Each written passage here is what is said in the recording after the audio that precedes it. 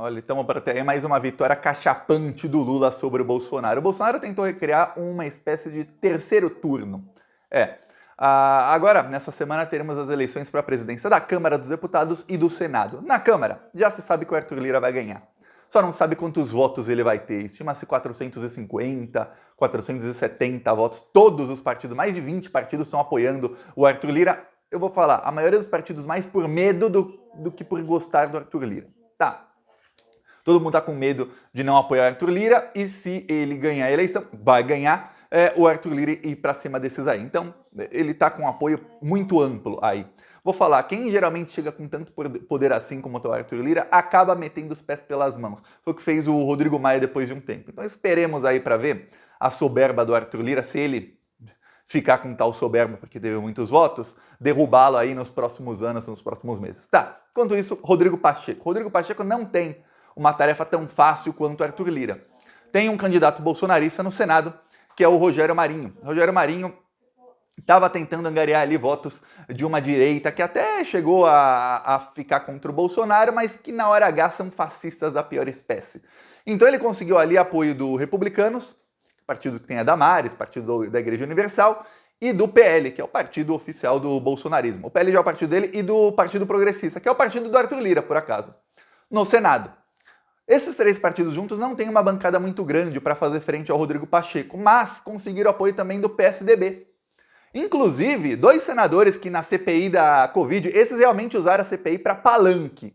Teve muita gente que estava ali na CPI e que estava na CPI para ir para cima do governo Bolsonaro mesmo. Digo, Renan Calheiros, Randolfo Rodrigues, vários outros. Ok, e tinha gente que usava a CPI para palanque, gente que não ajudava muito na investigação, mas ia lá para fazer discurso e fingir que era a favor da democracia, contra o Bolsonaro. Um desses, Alessandro Vieira. Outro desses, que também não fazia muito palanque, que nem para isso ele é muito bom, Isalci Lucas, dois senadores do PSDB. Os dois anunciaram que vão votar no Rogério Marinho, no bolsonarista. Né? Então, Alessandro Vieira, aquele que era puxa-saco número 1 do Sérgio Moro, cravou 17 na urna, ou seja, o cara que tá ligado ao fascismo mesmo.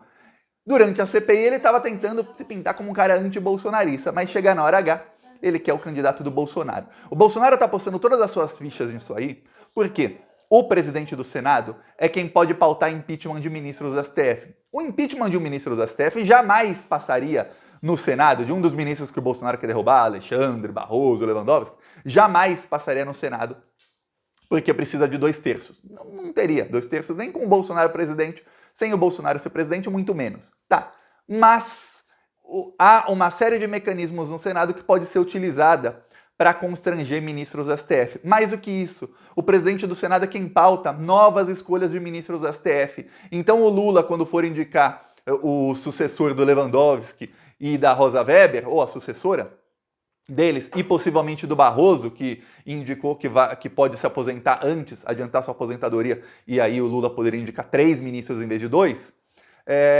só seria pautada a votação desse ministro se o Rogério Marinho quisesse. E ele pode simplesmente não pautar nunca, como aconteceu no governo Bolsonaro.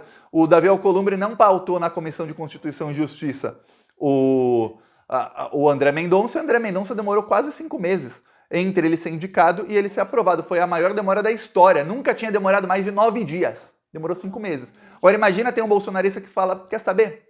Não vou pautar nunca. Fica 4 anos aí sem pautar isso. 4 anos não, 2. Até a próxima eleição daqui 2 anos para a presidência do Senado. Imagina. Fica 2 anos com um ministro a menos no STF, depois sai a Rosa Weber, 2 ministros a menos no STF. Por 2 anos? Para quê? Para o Bolsonaro não perder de 9-2, ele perde de 7-2? É para isso? Então, é um problemão. O que aconteceu? Aconteceu que o bolsonarismo começou a fazer articulação, começaram a plantar muitas matérias na mídia, aproveitaram o fato de que a Folha virou porta-voz do fascismo brasileiro, o Estadão também, e que esses veículos de mídia têm jornalistas, não é jornalista, não é jornalixo, que são porta-vozes de terroristas e de golpistas. E aí eles começaram a falar, olha, o Rogério Marinho tem votos para ganhar, o Rogério Marinho está contando voto a voto. Chegou no nível que o Google começou a colocar o Rogério Marinho já como presidente eleito do Senado.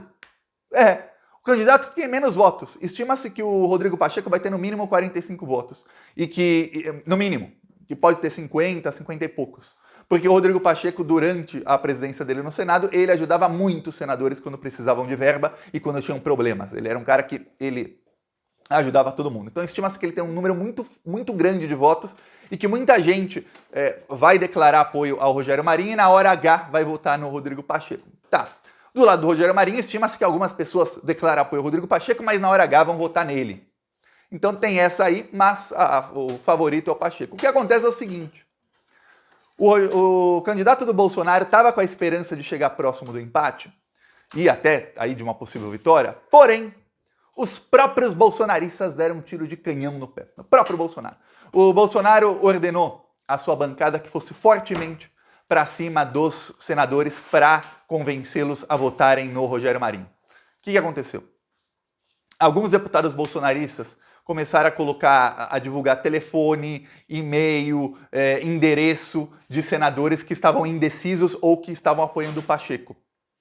Alguns desses senadores constavam nas listas do Rogério Marinho como votos virados. Ou seja, gente que declarou voto no Pacheco, mas que na hora H vai votar no Marinho. Alguns desses senadores, eu vou te falar, 5 senadores pelo menos, foram extremamente assediados pelos bolsonaristas nos últimos 3 dias. Sofreram até ameaças de morte. Se você votar no Pacheco, você morre, não sei o quê. Mas o que aconteceu? Esses 5 ligaram pro Rogério Marinho e para os seus aliados e disseram: não voto mais em você. Em você, não. Por quê? O que aconteceu com esses senadores e com alguns outros é o seguinte: é o mesmo que aconteceu com muitos brasileiros na véspera da eleição. Lembra quando a Carla Zambelli saiu armada, correndo no meio da rua, atirando no meio da rua? E muita gente falou: caramba, é isso que é o bolsonarismo. Aquilo foi na véspera da eleição, aquilo foi um baque muito grande na campanha do Bolsonaro, quando não dava mais tempo de desfazer aquilo. Pois bem, lembra quando o Roberto Jefferson jogou granadas na Polícia Federal? Pois bem, muita gente ali falou: caraca, o bolsonarismo não tem limites. A gente não pode dar um voto de confiança neles, porque eles vão normalizar isso aí. Você não faz nada, a deputada simplesmente se sente acima das leis e se sente assim: ó, eu posso sair no meio da rua e atirar em você, te prender se ela quisesse matar alguém. E o Bolsonaro fosse reeleito, tinha uma chance grande de não acontecer nada com ela. Ela mata alguém no meio da rua, não acontece nada. Os senadores ficaram assim: peraí, meu, esse cara nem tá eleito e a tropa dele já tá me ameaçando de morte. Se esse cara for presidente do Senado, o que vai acontecer comigo? Esse cara com esse poder todo aí.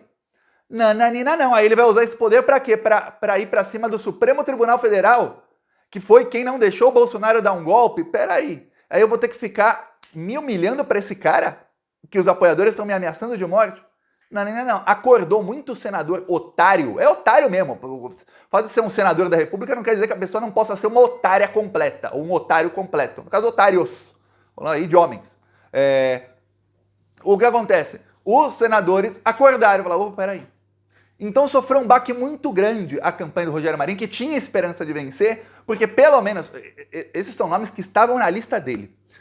Eu vi alguns jornalistas falando o seguinte: olha, tanto o Rodrigo Pacheco quanto o Rogério Marinho dizem que tem listas de votos, assim, na ponta do lápis mesmo. E o Rodrigo Pacheco diz que tem 52 votos. É o mínimo dele ali. 52 votos, pode chegar a 57. O Rogério Marinho diz que tem 41, mas que pode chegar a 46. Você fala: peraí, são 81 senadores. Em um tem uma lista com 57 e no outro com 46, a conta dá mais de 100. Tem errado, tem gente que está nas duas listas. Esses 5 estavam na lista do Rogério Marinho e já não estão mais. Já falaram: não, eu vou votar contra você, vou votar no Rodrigo Pacheco. Não vou aturar isso. Porém, outros senadores também podem. Eu vou falar numa decisão que eles, para o bolsonarismo ganhar, era voto a voto. Para o Pacheco ganhar, não estava voto a voto. O Pacheco, para ele, ali o que tanto o governo como o Pacheco acreditavam é o seguinte: a gente tem uma margem aí boa. Precisam uns 5 aí traírem a gente e irem ainda para o lado do Marinho, não irem para um terceiro candidato, para ter chance do Marinho ganhar. Não aconteceu, aconteceu o contrário. Então, olha, a casa caiu para o bolsonarismo. Todo o plano do Bolsonaro para os próximos 2 anos, eles apostaram tudo nisso nas últimas 2, 3 semanas. Todo o plano foi por água abaixo. Eu vou dar nomes aqui. Bia Kicis e Gustavo Geyer são os deputados que mandaram os seguidores. E Carlos Jordi, 3, mandaram os seguidores. Olha, vamos pressionar os senadores. Aí vamos pressionar, dando endereço, telefone, dando todos os dados do senador. Aí os senadores foram ameaçados de morte. Que pro bolsonarismo, pressionar é ameaçar de morte. Ou você faz o que eu quero, a gente te mata. Que isso é bolsonarismo. Pronto, tá aí, ó. Mega tiro no pé. Lula deve estar rindo à toa. Tinham até traçado um plano de crise. Se chegasse no dia da eleição e não tivessem ali uma margem boa para o Pacheco ganhar, o plano de crise era o seguinte: o pessoal do governo ia chamar os senadores indecisos para conversar. Conversar é o toma lá da cá. E ministros do STF avisaram: a gente vai agir. A gente vai conversar com os senadores em outros termos aqui. Não vão ser os termos. Você vai votar em alguém que vai ameaçar os ministros do STF. É isso que vocês vão fazer? Tá bom. Espera aí para ver o que vai acontecer com você, senhor senador. Temos o caso tal, tal, tal e tal de cada um aqui. Vamos ver o que acontece. Essa é a conversa nos bastidores que ninguém jamais vai falar publicamente. Olha, foi assim que a gente conversou. Mas essa é a conversa que rola nos bastidores. É o ministro ligando e falando: tá bom, ó, tem aqui em cortes. Não precisa ser no Supremo, não. Em outras cortes, contra você, contra sócio, contra sócia, contra familiares, tem isso, isso, isso e isso. Tá parado, mas pode andar sim, viu? Pode andar sim, se a gente quiser que ande rápido, mais rápido do que o normal. Já vimos aí tribunais que adiantaram processos em anos, só para ferrar políticos. Então imagina quando tem sem motivo algum, imagina quando tem um motivo aí. Então, esse plano estava traçado, mas não precisou entrar em cena, porque o próprio bolsonarismo deu tiro no pé. E veja bem, quando o governo vê que está com risco de perder uma eleição apertada e tem que chamar os indecisos para negociar, é ruim. Porque você queima cacife. Se você pode ganhar de uma maneira simples e negociar com esses senadores quando precisar, numa votação mais para frente, melhor. Se você está negociando agora, porque não tem força agora para ganhar a eleição, lá mais para frente vai ter que negociar de novo. Com esse, porque isso valeu para essa votação, não vai valer para a próxima. Aí tem que negociar: olha, você pode fazer parte do governo, indica cargo aqui, indica cargo ali, aí sempre corre o risco desses senadores aí, centrão e direita, é tudo um mais bandido que o outro, sempre corre esse risco, e aí, quando eles são pegos, sempre a grande mídia vai culpar o governo. Eu vou dar um exemplo: o Lula colocou um ministro das comunicações, que eu falei um monte aqui, ninguém gostou, um cara do União Brasil, um cara de direita, que era bolsonarista, aí ele foi pego num esquema do Bolsolão. O nome é Bolsolão. A grande mídia toda noticiando como se ele tivesse feito tudo aquilo durante o governo Lula. E como se o Lula soubesse de tudo aquilo, como se ele tivesse sido condenado por tudo aquilo. Olha, ele asfaltou uma estrada perto da fazenda dele com o dinheiro do Bolsolão. Mas peraí, a mídia não fala Bolsolão, fala do orçamento secreto e não fala quando foi. Não fala que foi no governo Bolsonaro. E não fala que a parte do pagamento que seria feita durante o governo Lula não foi feita para o asfaltamento da estrada. Começou a ser asfaltada e não acabou.